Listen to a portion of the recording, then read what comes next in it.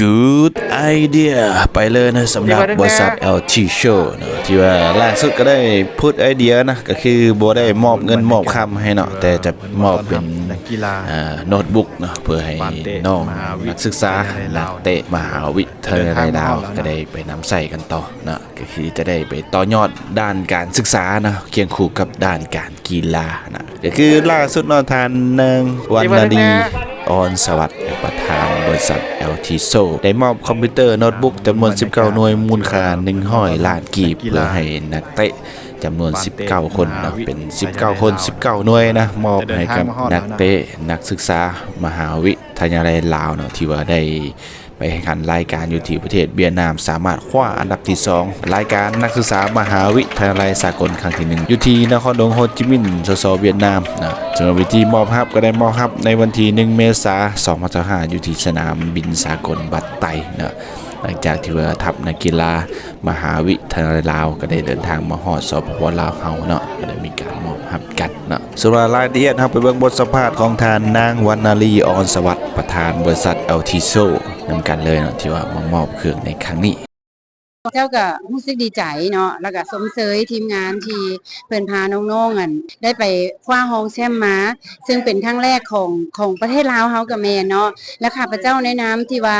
อยู่ในเครือของข้าพเจ้าก็คือบริษัท IT นี่เนาะแล้วก็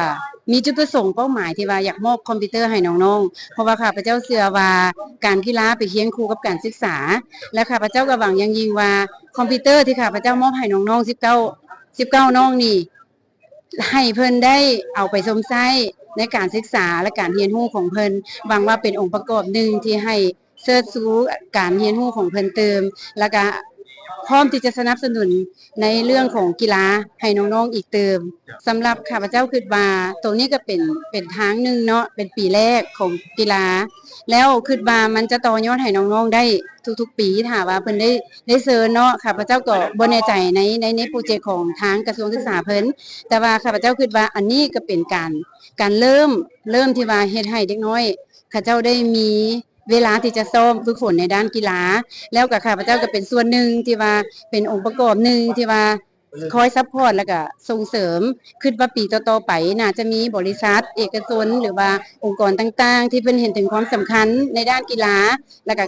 ด้านการศึกษานี่แล้วก็อาจจะเชิญชวนบรรดาบริษัทองค์กรต่างๆมาร่วมแล้วก็มาเป็นกำลังใจและซุกนิ้วซัพพอร์ตให้น้องๆเติมอีกมูลค่าของมื้อนี้ก็